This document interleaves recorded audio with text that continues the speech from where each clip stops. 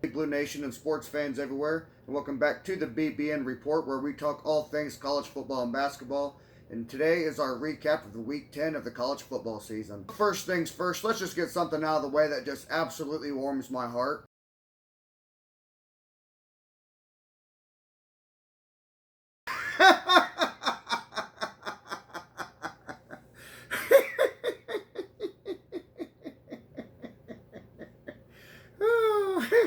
Oh, Florida, Florida, Florida. Dan Mullen and the Gators are just the gift that keeps on giving. How in the world can you go to Columbia, South Carolina and just get absolutely blown out by the Gamecocks? You know, watching the Gators lose to the Gamecocks last night definitely took the sting out of my Kentucky Wildcats coming up short against the Voltards at home. But at the time of recording this, somehow Dan Mullen is still employed by the university as far as I know. And I have no idea how, because I probably would have fired him before the game was over. Gator fans out there, please tell me one thing. Do any of you guys still believe in Dan Mullen like you guys were 4 years ago when you hired the guy? Me personally, I hope Florida never gets rid of Dan Mullen, because so far, like I said a while ago, they're the gift that keeps on giving. And personally, I'd like to see Dan Mullen to get a lifetime contract from Florida. Florida is an absolute dumpster fire, and it breaks my heart just to see. I mean, seeing the Gators this low, that you get blown out by the Gamecocks on a Saturday night, it just thoroughly breaks my heart to see. But now that we've got the lowly Gators out of the way, let's go and move on to some teams that actually matter. Now that we got the Florida clowning out of the way, what a weekend of college football. This was a really great weekend of college football. We saw a lot of upsets that we didn't really think would happen. I mean, Purdue's upsetting Michigan State once again. Cincinnati going down to the wire. Alabama in a dogfight with LSU and more. And we'll get on into all this here in a minute. Now, before we dive too deep into anything, I figured I'd go through and run down the scores of the top 25 games from yesterday.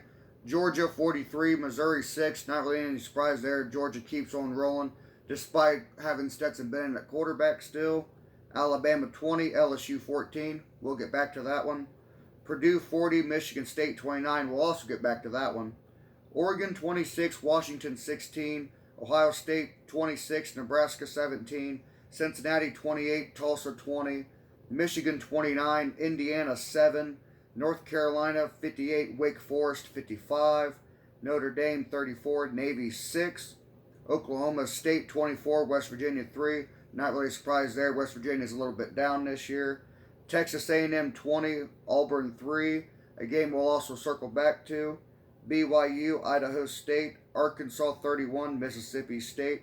It's amazing what happens when Mississippi doesn't get gifted 4 turnovers in a game and they lose to a terrible Arkansas team. Tennessee 45, Kentucky 42. Heartbreaker last night for Big Blue Nation. NC State 28, Florida State 14.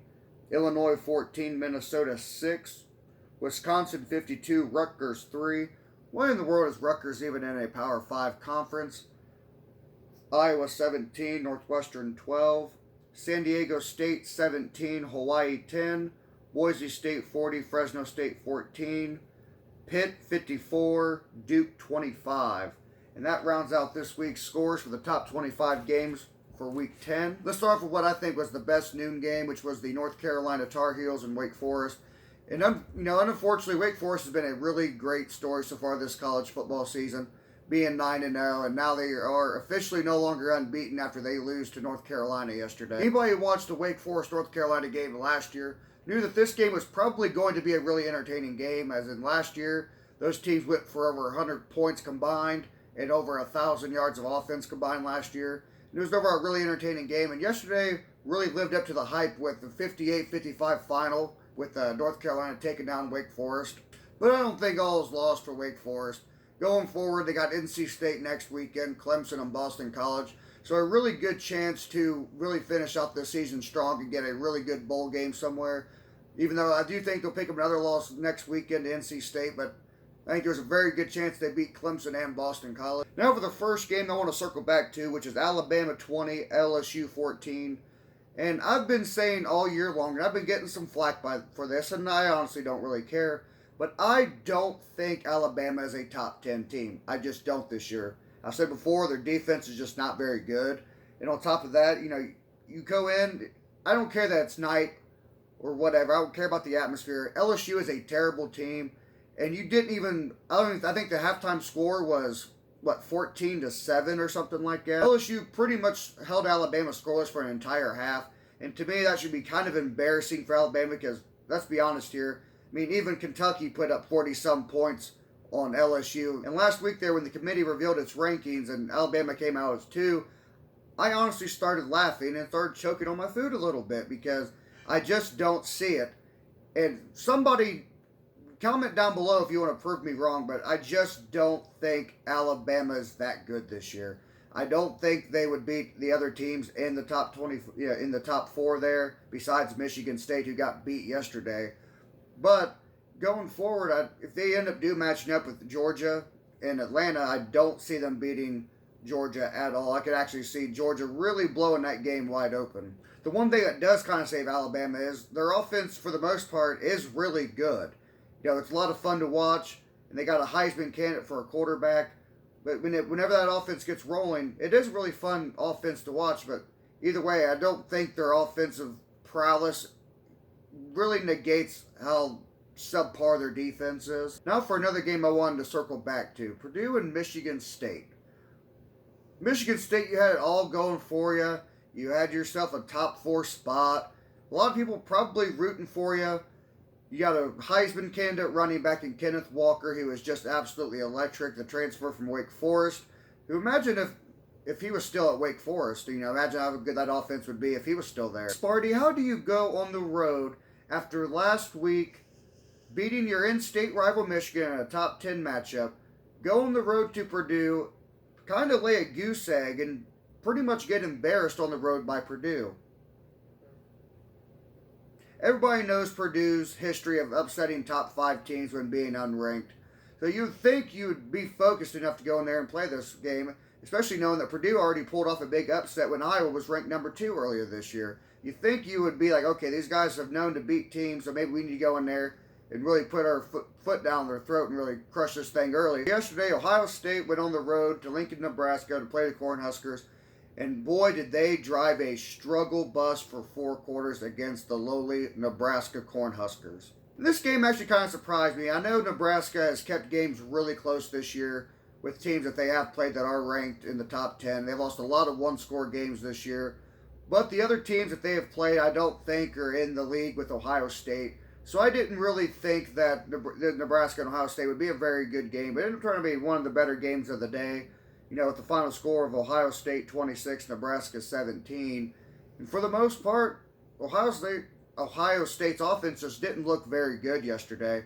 They had trouble. They just flat out couldn't run the ball. And give credit to Nebraska for slowing down the Ohio State offense that's been putting up a lot of points lately. But of course, the Ohio State defense does show up, and once again, it shows that they have flipped the switch and held Nebraska to 17 points. A couple of times there, the Ohio State offense really looked like it was about to go down there and really put some touchdowns on the board, really moving the ball pretty easily. And then a couple of times there, the Nebraska defense really stood them up and held them to taking field goals, along with getting 1 or 2 interceptions yesterday on the north side of the field that really helped out Nebraska. Oh, Cincinnati, Cincinnati, Cincinnati. What, another week, another close game with a clearly inferior opponent. And I am officially off the hype train for Cincinnati. I've been on the hype train for Cincinnati all year. I've been vouching for them to get into the playoff. I'm officially had one foot off of the train. I'm officially leaping off the Cincinnati hype train. Have a close 1-possession win over a 3-win Tulsa team who was 3-5 going into yesterday's game. Had a shot to really win that at the very end of that. Well, not win it, but at least get a touchdown and try to go for 2 to tie it. And I'm just officially off the Cincinnati train. I still think Cincinnati is one of the best teams in the country. I just don't think they're playing up to their potential. And playing these clearly inferior teams and having close affairs with these teams just isn't going to get it done in the committee's eyes. And the committee kind of already told them, hey, we're basically not impressed with how you're beating teams. That's why you're not in our top 4. Then you go out and play a 3-5 Tulsa team and only win by 8 points against 3-win Tulsa. You're not going to impress the committee that way. I wouldn't be surprised that even if Cincinnati were to move down when the rankings come out Tuesday. And if, like I said last week, there's not that much room for error for Cincinnati at this point because the remaining schedule is pretty weak. You really need to blow these teams out, and having 8-point wins, if I can talk, is not going to get it done. The SEC 3:30 CBS game was Texas A&M and Auburn, in which Texas A&M won that game 20-3. And that was really kind of a surprise to me because Auburn's been playing some really good football the last few weeks, and I really thought they would go down there and get a win over Texas A&M at Kyle Field, but unfortunately, Bo Nix and the offense just was not there. Fortunately, I've been really high on Auburn. I was really pulling for them in this game. It would be a nice story because I really wanted the Iron Bowl at the end of the year to be a 1 SEC lost Auburn and a 1 SEC lost Alabama. You know, for the winner take all of the West there, which I think would be really cool, especially the way that Alabama has struggled in their last 4 games at Auburn, which they are 1-3 in. Now, obviously, losing to Texas A&M is not the end of the world. I mean, obviously, Texas A&M is a pretty good team. Ever since that loss to Mississippi State, it seemed like that loss seemed to light a fire under Texas A&M, and they went out the very next week and they upset Alabama. And ever since then, Texas A&M's been playing really good football. So it's not like losing to Texas A&M is the end of the world, like you lost to a terrible team, but I'm still pretty high on Auburn going forward. I still think they got a pretty good team, and I still think they got a pretty good shot at upsetting Alabama in the Iron Bowl. Time to talk about my Saturday night heartbreaker. Tennessee 45, Kentucky 42. And just like in typical Kentucky fashion, losing a heartbreaker to Tennessee. And boy, was that secondary god-awful yesterday. That secondary was honestly embarrassing to watch for Kentucky. I mean, how do you control the ball, what was it, 45 minutes, 50 minutes, something like that, something stupid, and you managed to give up 48 points. You're pretty much giving up a touchdown every minute and 38 seconds. That was just downright embarrassing. Then at the end there, you have Stoops acting like a kid, picked up a 15-yard penalty for unsportsmanlike conduct that didn't need to happen because of a missed face mask call. And really, this is probably one of the better offensive performances in the Stoops era for Kentucky. And they just couldn't capitalize on defense to save this. Despite the pick six, I think that Will Levis had a pretty good game against Tennessee. Same with Chris Rodriguez. Definitely a much better performance over last week when the Wildcats just absolutely laid a goose egg down there in Mississippi State in a very embarrassing fashion, allowing 3 interceptions and 2 lost fumbles. Well, 2 fumbles, 1 of them lost. So it's really nice to see the offense bounce back this week at home. Really good fight against a, honestly, surprisingly not terrible Tennessee team. Tennessee going into this season, I think, was a team that just about everybody not named South Carolina or Vanderbilt that had them on their schedule was saying, oh, we have an automatic win there. In Josh Heupel's first year at Tennessee, he's really got the Volunteers really humming down there. Their offense is electric and explosive ever since they went to Hendon Hooker in week 3. And ever since then, they've been a pretty good, let's be honest with you, a pretty good team for Tennessee standards over the last 12 years. I mean, they really, almost beat Ole Miss, had a drive there to win the game. They were hung in there with Alabama for 3 quarters and 6 minutes before Alabama put some touchdowns on the board to make that game look a little bit more lopsided than what it was. Going forward, I think Tennessee has found their head coach of the future. I think Heupel might be there for a long time. Of course, it's still season number 1. It's still, the jury's still out early on that, but he seemed like he's got Tennessee going in the right direction, unfortunately, if you ask me. I prefer my Tennessee Volunteers to be in the dumpster fire. But it seemed like in a few years it'd be interesting to see where Heupel has Tennessee at. But all that being said, I think this was a really great week of college football. And definitely a lot of upsets that really made this weekend very entertaining to watch. And drop a comment on this video and tell me which game really surprised you this weekend. And also drop a comment if you think I'm absolutely insane saying a lot of the things I've said about Alabama in this video and various other teams.